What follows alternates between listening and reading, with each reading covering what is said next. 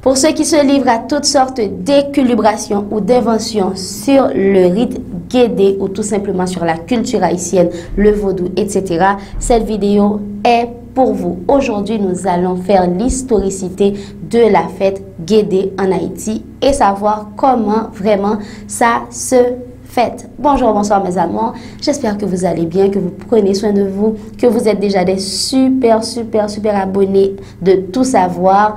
Cette chaîne qui parle connaissance, santé, technologie, tout et tout. Cette chaîne où vous avez le pouvoir de me demander n'importe quel sujet et moi j'irai gentiment effectuer la recherche parce que c'est d'abord une chaîne d'interaction. Aujourd'hui, on fait un saut en Haïti. On va fêter les morts ou tout simplement la vie avec les Guédés. Les Guédés étaient une famille, une nation, une communauté qui partage en commun la langue, les coutumes, les mêmes interdits, quelques rituels traditionnels. Leur territoire, c'est ce que l'anthropologie désigne sous le nom générique d'aire culturelle, situé sur le plateau d'Abomey, ancienne capitale du royaume du Dahomey. L'histoire des Guédés repose sur un mythe fondateur similaire à d'autres ayant préexisté à la création d'une majorité de clans en Afrique.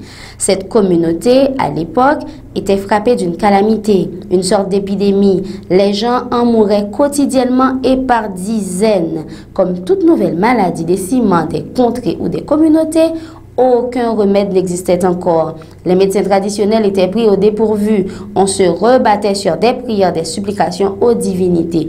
Aucune amélioration, aucune solution à l'horizon. Les croyances au système spirituel prennent le pas. Ils deviennent naturellement des voies de recours, comme dans tout système humain. On suppliait les ancêtres, ceux qui se trouvaient déjà dans l'autre monde, d'indiquer la feuille, la racine, l'écorce, la partie de l'animal ou la combinaison d'éléments précités pour composer la fameuse potion qui guérira les malades, qui empêchera la maladie de vider le ventre de la communauté, quoi. Devant les échecs répétés, il fut décidé, selon les consultations, que le fils aîné du chef de la collectivité accepte de s'offrir un sacrifice afin d'apporter le message personnellement aux ancêtres au pays des morts, fait au mai. En échange, il fallait accepter la règle stipulant que soient restés inconnus les lieux de sépulture des rois et des princes. Au cas où sa mission sera couronnée de succès, donc si la potion est révélée, le tombeau devait être marqué d'une pierre sur laquelle tous les membres de la communauté viendront faire leur libation de sodabi, clairon local, en demandant la guérison pour les cas de maladies graves. Ce qui arriva, oui, ce qui fut fait.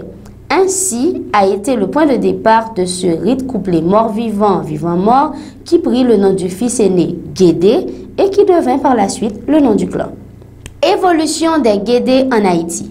Si le rite Guédé a constitué la face visible du culte des morts dans le vaudou en Haïti, ce fut l'œuvre des premiers écrivains, pas des vaudouisants, sur le vaudou, qui avaient concentré leurs observations sur l'évolution de la spiritualité africaine en Haïti dans presque toutes les régions du pays.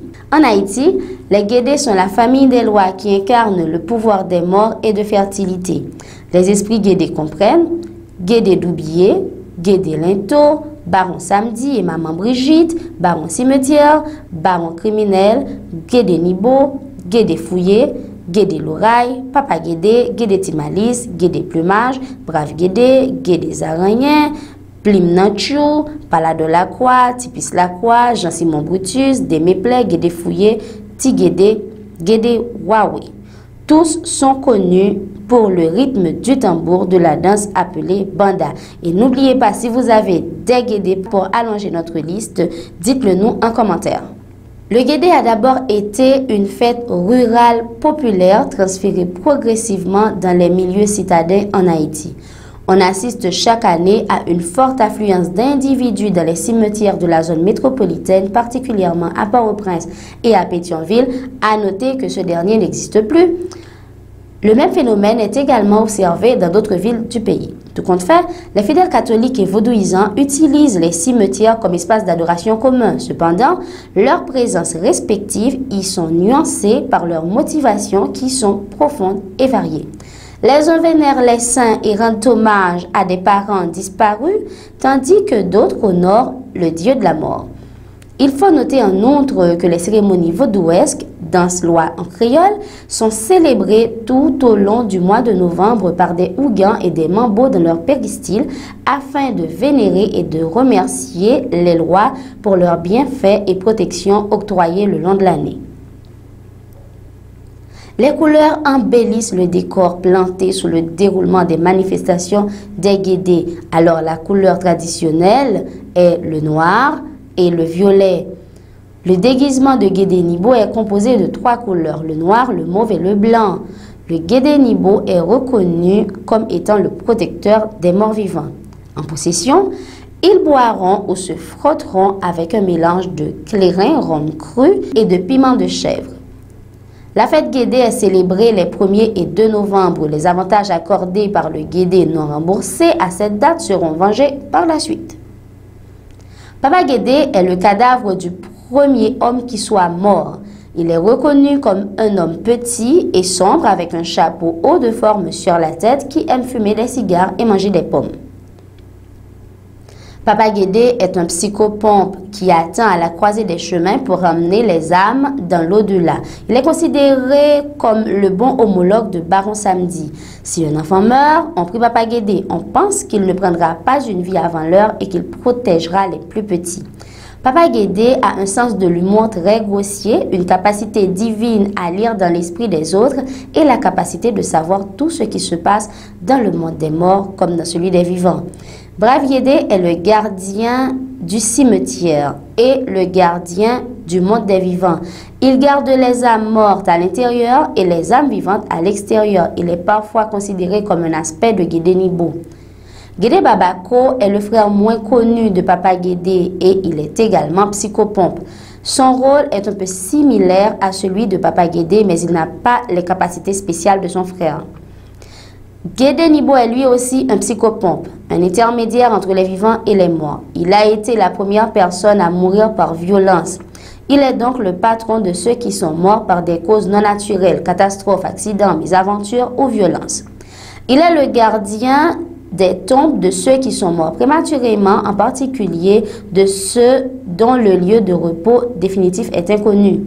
Ces chevaux dévots possédés peuvent donner la parole aux esprits des morts dont le corps n'a pas été retrouvé ou qui n'ont pas été récupérés sous les eaux. Le baron criminel, baron des criminels, est l'exécuteur du Guédé. Il a été la première personne à en tuer une autre, alors apparemment ce serait lui l'assassin de Guédé Nibo. En tant que premier meurtrier, il est le maître de ceux qui assassinent ou utilisent la violence pour nuire aux autres. Les familles des victimes du meurtre ou victimes de violence le prient pour se venger de ceux qui leur ont fait du tort. Ces chevaux ont un appétit insatiable et attaqueront les gens jusqu'à ce qu'on leur offre de la nourriture. Si cela ne leur plaît pas ou prend du temps, ils mordront et mâcheront toute personne à proximité ou même eux-mêmes jusqu'à ce qu'ils soient rassasiés.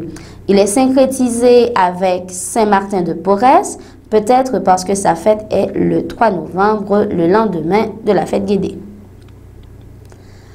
Maman Brigitte, mère Bridget, est l'épouse de Baron Samedi. Elle est syncrétisée avec Sainte Brigitte parce que Sainte Brigitte est la protectrice des croix et des pierres tombales.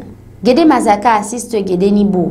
Il est fossoyeur, androgyne et esprit des morts reconnu par sa chemise noire, sa veste blanche et son foulard blanc. Guédé Oussou porte une veste noire ou mauve marquée au dos d'une croix blanche et d'un foulard noir ou mauve. Son nom signifie ivre en raison de son amour pour le rhum blanc. Guédé Oussou est parfois lié à la femme de Guédé Louraï. Le mythe fondateur du rite des Guédés, s'il était su, apprécié et respecté, pourrait valablement contrebalancer les arguments des pêcheurs de Carrefour, les négriers des âmes des Haïtiens qui participent ardemment, naïvement et sans état d'âme à l'œuvre de déculturation en Haïti en répandant un mythe équivalent de sacrifié pour le salut d'une certaine communauté humaine. Alors mes amours, c'était la présentation ou l'historicité des Guédé en Haïti. Les 1er et 2 novembre, chez nous, on célèbre les morts ou encore on célèbre cet aspect différent, cette autre forme de vie. Il y aura beaucoup d'animations, d'un côté les chrétiens catholiques et d'un autre côté les adeptes du vaudou.